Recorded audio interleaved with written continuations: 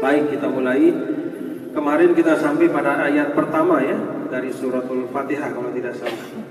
Benar ya? Bismillahirrahmanirrahim. A'udzubillahi minasyaitonirrajim. Bismillahirrahmanirrahim. Pada halqah yang kemarin yang lalu, 1 bulan yang lalu, saya ingat kita membahas sekelumit tentang suratul Fatihah. Suratul Fatihah yang istimewa karena di dalam ungkapan Rasulullah Shallallahu Alaihi Wasallam ada 2 simpanan dari bawah arasy yang disimpan oleh Allah dan hanya diturunkan kepadaku. Itulah Al-Fatihah dan akhir dari suratul Baqarah. Jadi 7 ayat dalam suratul Fatihah ini adalah dalam tanda kutip harta karun, adalah khazanah simpanan, adalah pamungkas, puncak dan inti.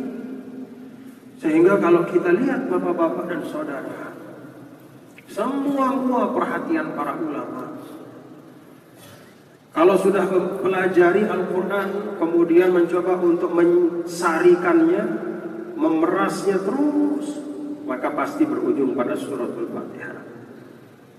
Kemudian suratul Fatihah diperas lagi.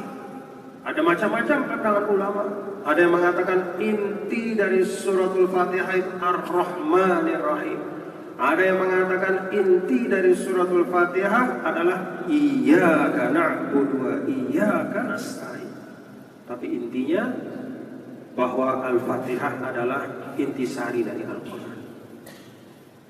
Fatihatul Kitab, pembuka dari kitab suci Al-Quran. Tartiban la nuzulan, secara tertib mushaf, walaupun turunnya bukan yang pertama. A'udzubillahi minasyaitonirrajim. Bismillahirrahmanirrahim. Ayat yang kedua, Alhamdulillahi Rabbil Alamin. Alhamdulillahi Rabbil Alamin. Alhamdu itu alif lam lil jinsi, kata sebagian ulama. Artinya jenis pujian. Seperti kita mengatakan al-insan, manusia. Jadi segala sesuatu yang masuk dalam kategori pujian lillah. Segala macam pujian lillah. Alhamdulillah, segala puji milik Allah. Segala puji milik Allah. Para ulama menyebut bahwa bapak-bapak dan saudara, dalam rangkaian Alhamdulillah ini ada beberapa hal yang memperkuat makna kekhususan pujian itu hanya milik Allah Subhanahu wa Ta'ala.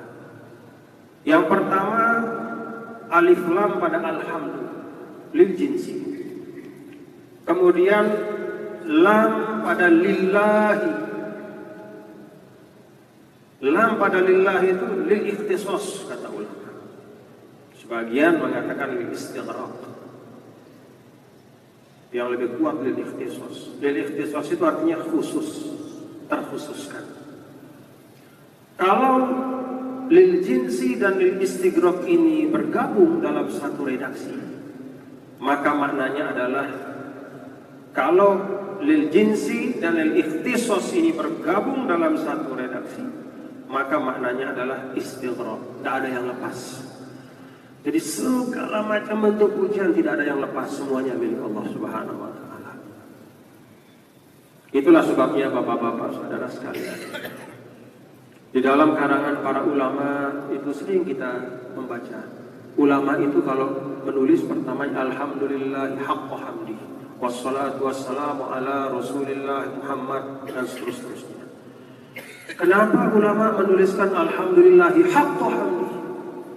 Karena memang manusia seringkali walaupun lidahnya mengucap alhamdulillahi rabbil alamin pada saat dia mendapatkan satu nikmat, tapi sering di dalam hatinya ada perasaan bahwa nikmat itu sampai juga karena jerih payahnya sendiri. Itu samar dalam diri kita. Semua seperti itu. Itu sebabnya di dalam suratul Fatihah ini betul-betul diikhtisoskan, diistighraqkan, dikhususkan, dicakupkan segala macam pujian untuk mendidik kita.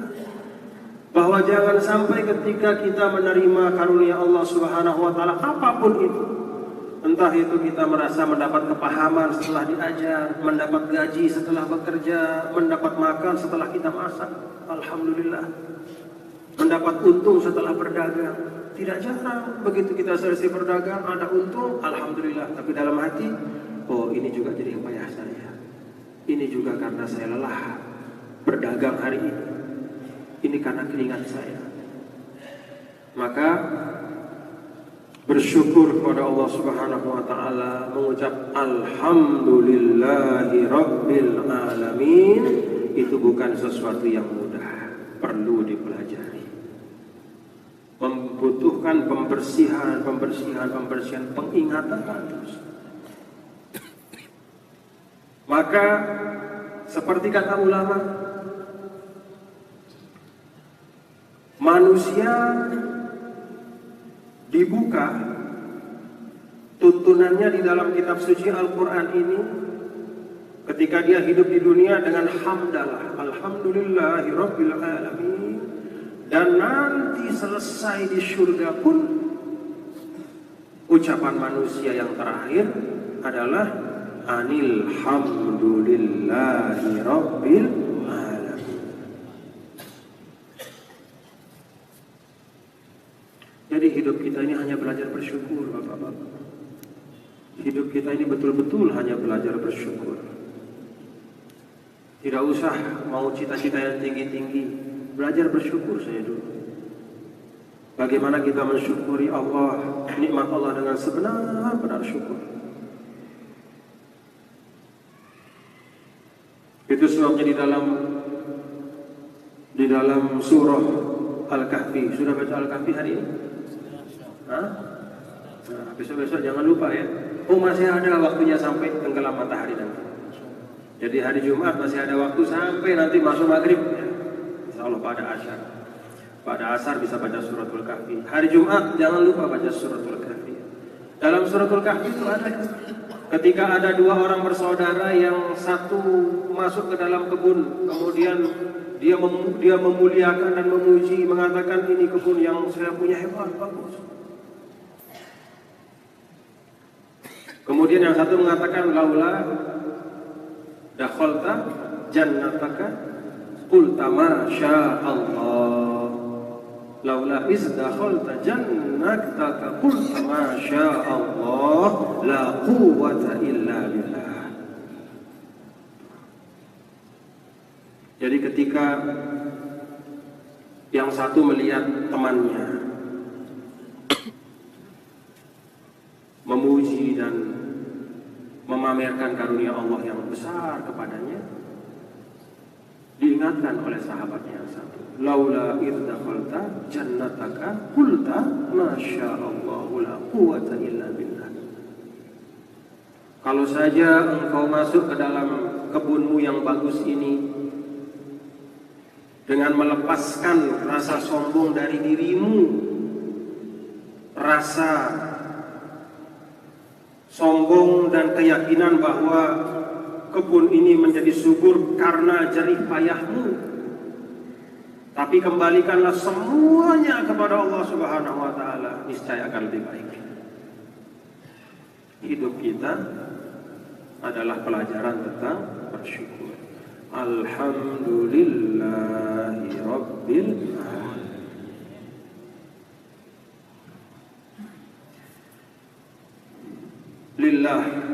Lillah itu lam masuk kepada lafzul jalalah, Allah Subhanahu wa taala. Ismun lidzat wajibil wujud al-mustahiq lil ibadah. Allah Subhanahu wa taala itu nama bagi zat yang tidak ada yang pantas untuk disembah kecualinya, yang menciptakan kita, yang menciptakan segalanya. Ada ulama yang mengatakan bahwa Allah itu dari kata ilah. Ilah itu dari kata alaha. Alaha artinya abada. Abada artinya menyembah.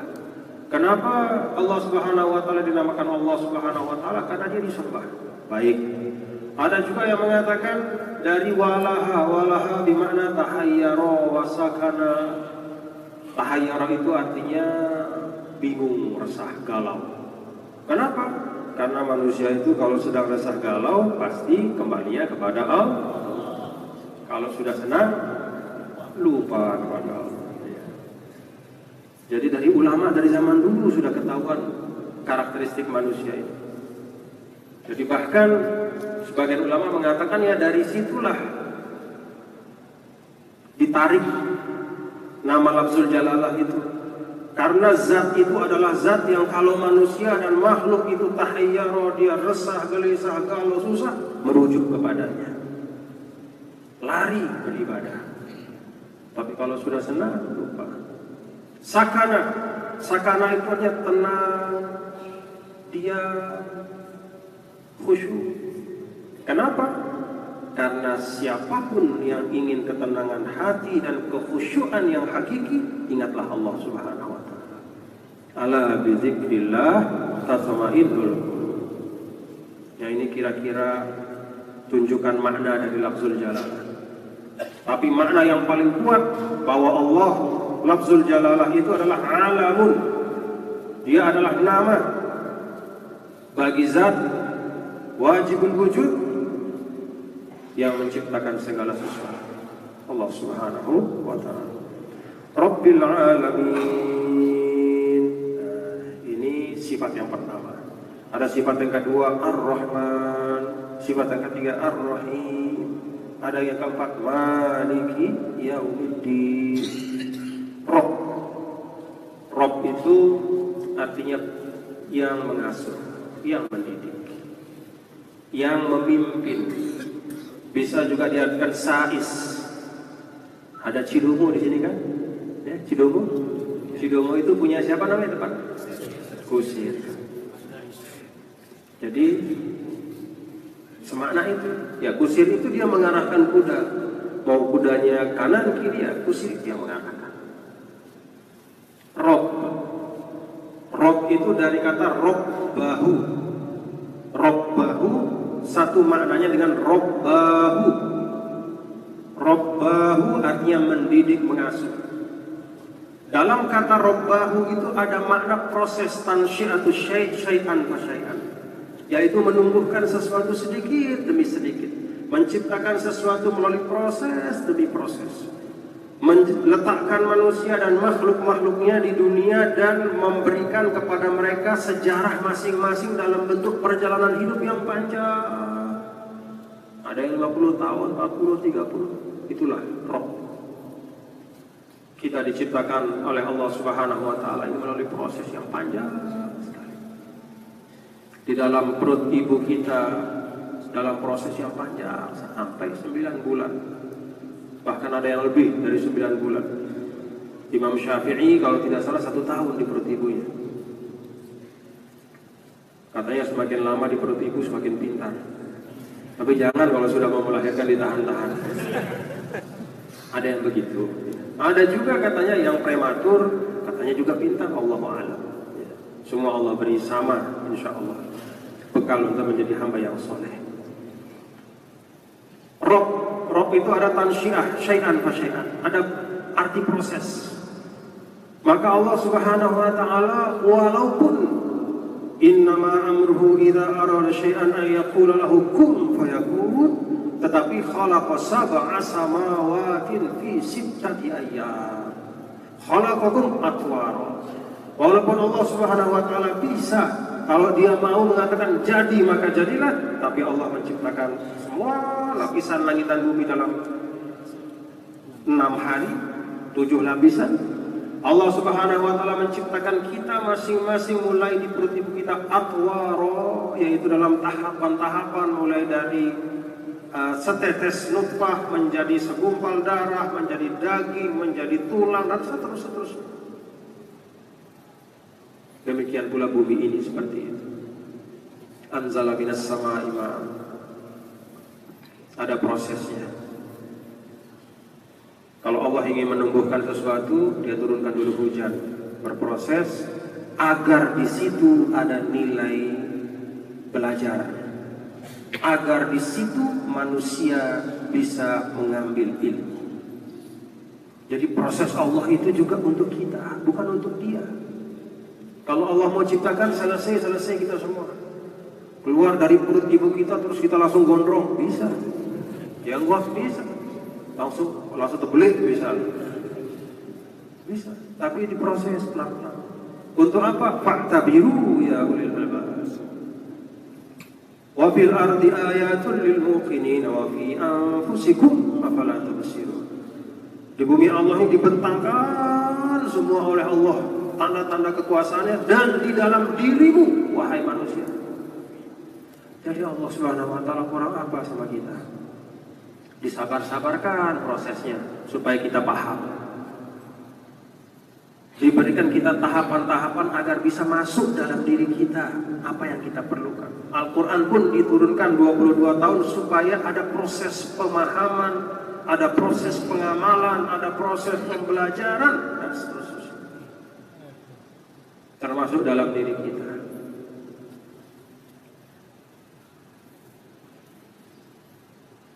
Alhamdulillah. Dalam diri manusia itu katanya ada 60 triliun sel.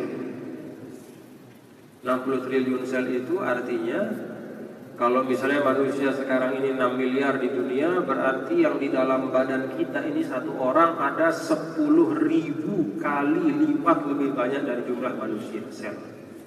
Tapi sel-sel kita itu tidak ada yang berkelahi satu sama lain di dalam badan. Kecil, 60 triliun banyaknya. 10.000 kali lipat dibanding manusia. Kalau manusia ini begejuh terus bekerja. Ini sel di dalam diri kita itu tidak ada yang berkelahi. Sel yang tugasnya numbuhkan rambut, ya rambut yang dia tumbuhkan. Tidak dia tumbuhkan tangan. Boleh tumbuhkan tangan, nanti keluar tangan kepala. Siapa yang mengatur? Di dalam sel itu katanya ada nukleus inti sel. Dalam inti sel itu ada kromosom, ada 23 pasang. Semua punya perintah. Dalam satu kromosom ada 3 miliar huruf, katanya berderet huruf. Siapa yang ngatur huruf itu? Gak bisa kita lihat dengan mata kita. Itu setiap sel. Dalam setiap sel ada 3 miliar kode. Kode asam basa apa istilahnya? Rahaulah. Jadi betul kata Al-Quran, wa fi anfusikum. Kalau mau kenal Allah, tidak usahlah repot-repot naik ke alam angkasa luar. Coba cari tahu apa yang ada dalam dirimu. 60 triliun sel tidak pernah berantem, tidak ada yang ribut, tidak ada yang berkelahi. Semua bekerja dengan fungsinya, dan ketika sudah sampai ajal, maka sel itu mati tiba-tiba dan selesailah. Inna lillahi wa inna ilaihi raji'un. Mudah-mudahan terbelu umur nih. Rabbil alamin, Rabb. Segala puji bagi Allah Subhanahu wa taala, Rabbil alamin, Tuhan semesta alam. Al-alamin jamak daripada al-alam. Jadi bentuk plural dari al-alam itu alamin. Apa itu al-alam? Masiwallah. Segala sesuatu yang selain Allah. Jadi Allah adalah Tuhan semua, seluruhnya Allah. Manusia, hewan, dan segala macam yang belum kita tahu juga. Entah apa makhluk Allah di alam angkasa apa segala macam, Allah a'lam bishawab. Ar-Rahmanir Rahim. Ayat ketiga, yang Maha Pengasih dan Maha Penyayang. Ar-Rahmanir Rahim ini adalah 2 dari 99 Asmaul Husna. Dan inilah 2 nama yang paling istimewa yang disebut setelah lafzul jalal. Allahumma ya Allah, ya Rahman, ya Rahim, ya Malik, ya Quddus, ya Salam, ya Mu'min, ya Muhaimin, ya Aziz, dan seterusnya. Jadi setelah lafzul jalalah, Ar-Rahmanir Rahim.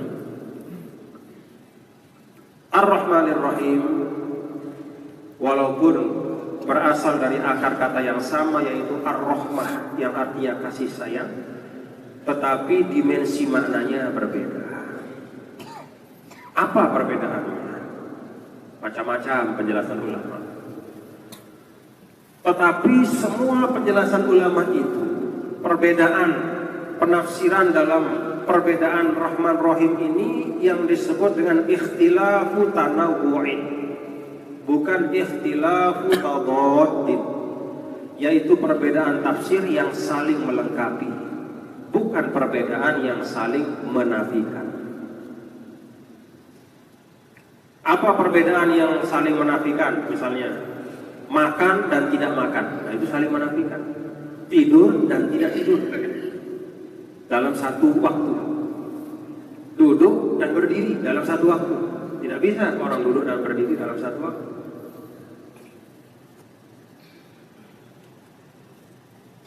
Perbedaan Ar-Rahmanir Rahim adalah perbedaan tanawwu', yaitu saling melengkapi. Ada ulama yang mengatakan perbedaannya adalah, ini kata sebagian ulama, Ar-Rahman itu berkaitan dengan nikmat-nikmat yang besar. Al-Mun'im bijala'ilin ni'am, nikmat yang besar. Ada nikmat matahari, bulan, bumi, bintang, dan yang besar-besar. Siang dan malam, langit, lautan yang maha luas yang terbentang. Ar-Rahman menunjuk kepada yang memberikan nikmat-nikmat yang besar. Sedangkan Ar-Rahim adalah Al-Mun'im bidaqaiqin ni'am, yaitu Allah yang memberikan nikmat yang halus. Nikmat itu tidak bisa kita lihat, tapi bisa kita rasakan. Nikmat ketenangan, pernah lihat ketenangan? Tidak, tapi bisa kita rasakan. Nikmat kekhusyuan.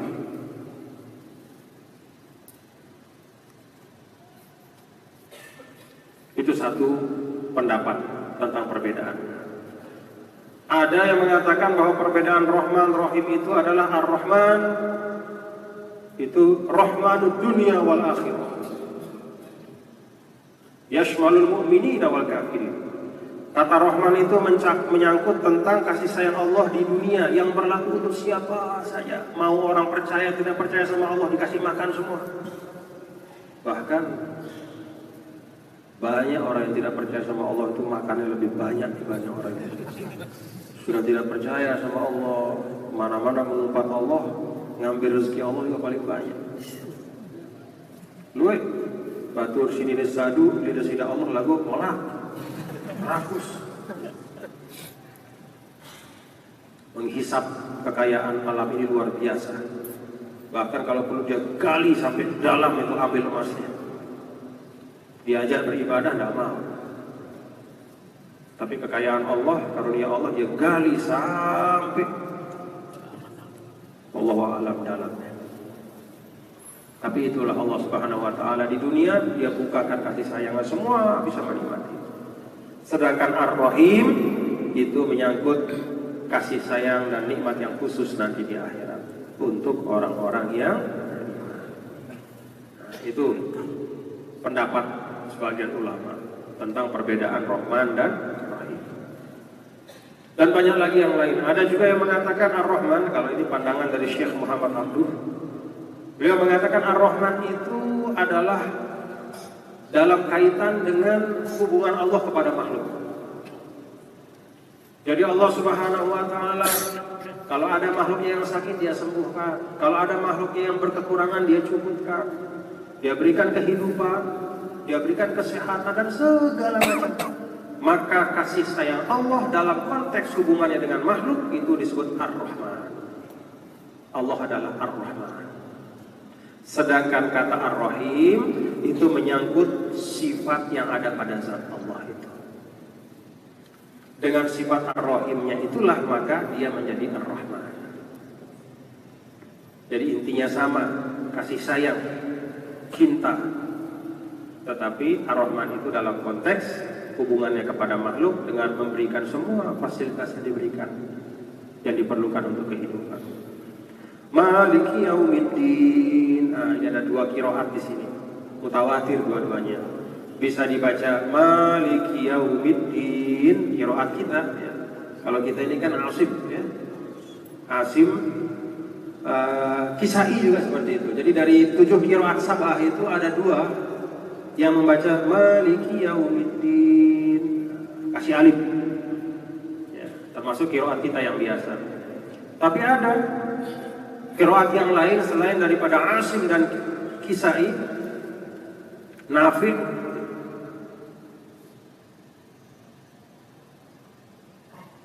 dan qurra sabah yang lain itu tidak pakai alif. Maliki yaumiddin. Maka kalau misalnya pergi ke Maroko sana, terus bermakmum Bismillahirrahmanirrahim, Alhamdulillahirabbil alamin, Arrahmanirrahim, Maliki yaumiddin. Subhanallah, jangan begitu. Nanti bingung imamnya. Karena memang qiraatnya begitu. Atau bisa jadi nanti tiba-tiba ada imam di depan kita yang membaca Maliki yaumiddin, jangan disubhanallahkan.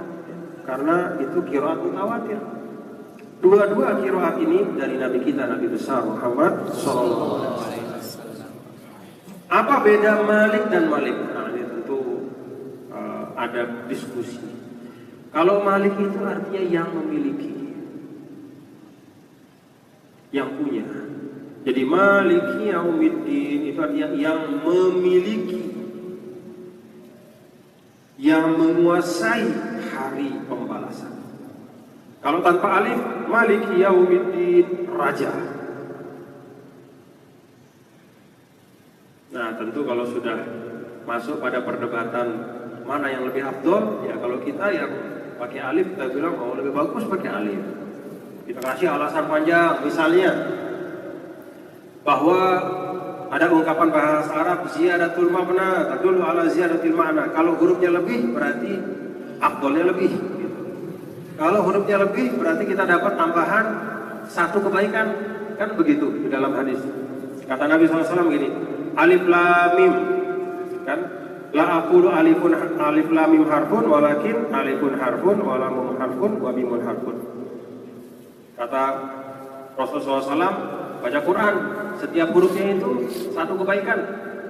Saya tidak mengatakan alif lam mim itu satu, tapi alif satu, lam satu, mim satu. Nah, berarti satu huruf itu satu kebaikan, dan satu kebaikan wal asyratu wal hasanatu bi asyri amsalihah, dikasih 10 kali lipat. Makanya kalau lagi paceklik kebaikan, bapak-bapak baca Quran saja lah. Kalau lagi misalnya hitung-hitung, saya kayaknya kemarin minggu ini belum bersedekah, ini uang agak kurang, baca Quran lah.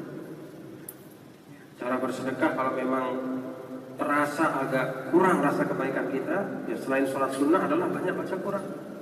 Karena bacaan Al-Quran itu akan mengalirkan kebaikan yang berlipat-lipat, terus satu huruf kali 10, terus kali. Nah, kalau misalnya kita Maliki yaumiddin berarti nambah satu huruf. Kalau menurut kita inilah qiraat yang lebih bagus, karena nambah satu huruf itu artinya nambah kebaikan menurut kita. Kalau yang mengatakan Maliki yaumiddin tidak pakai alif, dia mengatakan raja itu lebih hebat daripada sekedar orang memiliki. Di suatu negara itu bisa banyak orang memiliki berbagai hal. Si fulan punya rumah, si ini punya kendaraan, si ini punya sawah, tapi raja cuma satu. Jadi berarti Maliki yaumiddin lebih bagus dibanding Maliki yaumiddin. Tapi sebenarnya tidak ada yang lebih bagus. Dua-duanya mutawatir, dua-duanya sahih, dua-duanya bersumber dari Nabi kita, Nabi besar Muhammad SAW. Sah dengan derajat sah yang sama.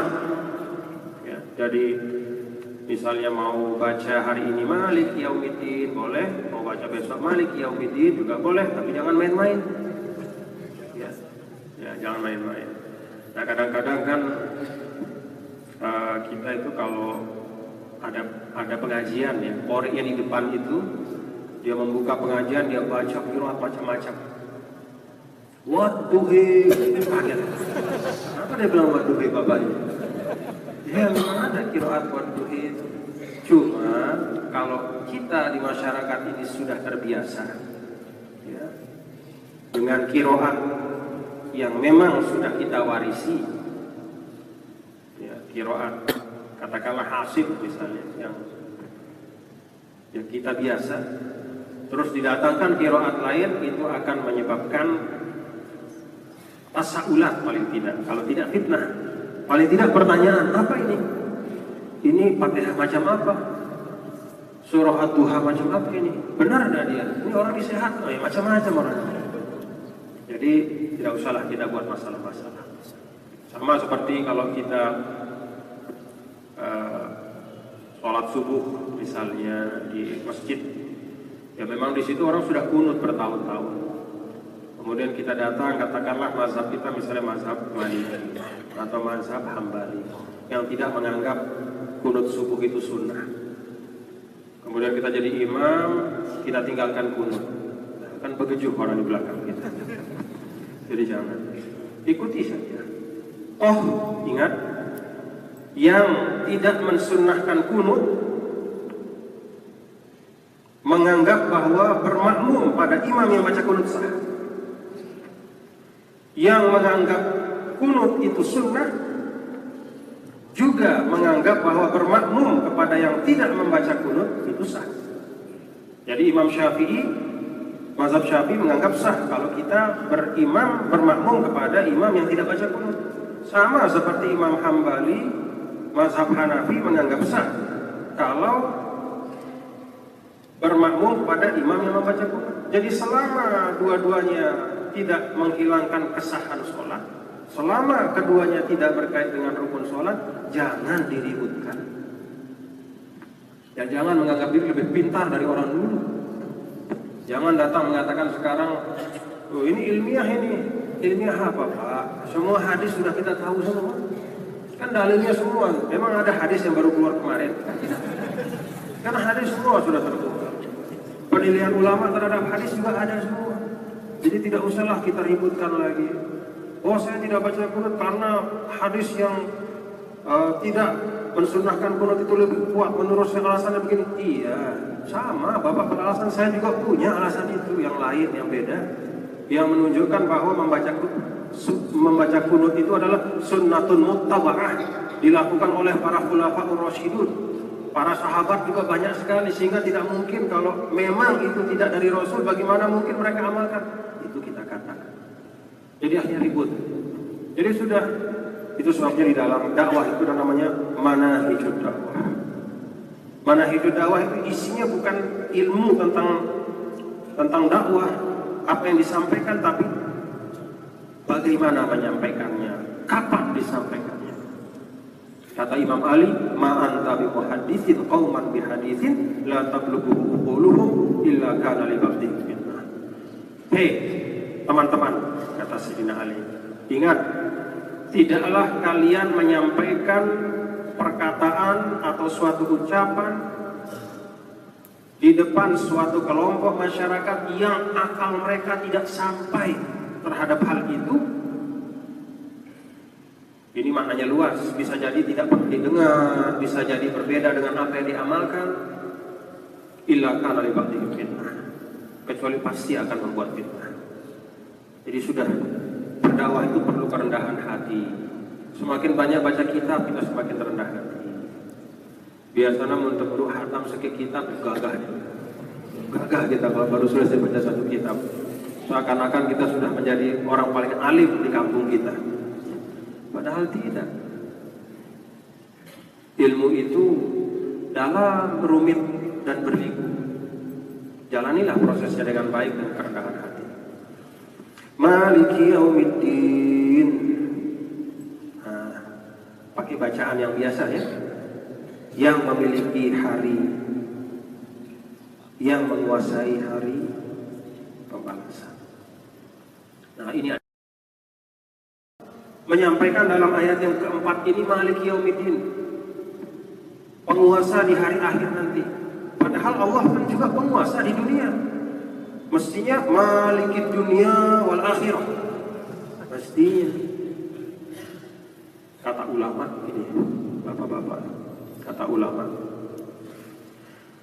nanti di akhiratlah akan nyata terang benderang dan tidak ada keraguan sedikit pun, dan semua manusia akan mengakui akan kekuasaan Allah Subhanahu wa Ta'ala. Kalau di dunia masih banyak yang mengaku-ngaku kuasa. Fir'aun dulu zaman Nabi Musa Kalau di kitab-kitab katanya Firaun itu sekali makan 1 onta. Dia tidak pernah pergi buang air kecuali sekali dalam 40 hari. Rabbuka min bani. Diambil persaksian oleh Allah. Alastu bi rabbikum, semua dalam bentuk nutfah, dalam bentuk entah kita Allah alam, mungkin dalam bentuk sel yang disampaikan oleh para ahli sekarang. Jadi sel-sel manusia. Jangan kita anggap, bagaimana caranya ya? Allah dulu katanya mengumpulkan manusia dan mempersaksikannya. Berapa banyak manusia? Oh, ternyata kan di dalam diri kita saja ada 60 triliun sel. Mungkin seperti itu. Semua kita dideretkan, dipersaksikan. Alastu bi rabbikum. Tidakkah aku adalah Tuhanmu? Bala. Syahidna an taqulu yaumal qiyamati inna kunna an hadza. Kami bersaksi. Nah, nanti di akhirat itulah yang akan bunyi.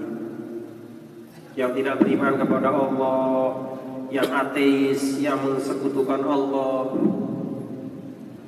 semua akan mengatakan lillahil wahidil qahhar. Cuman efek dari persaksian ini beda-beda. Bagi yang sebelum meninggal sempat bersyahadat la ilaha illallah Muhammadur Rasul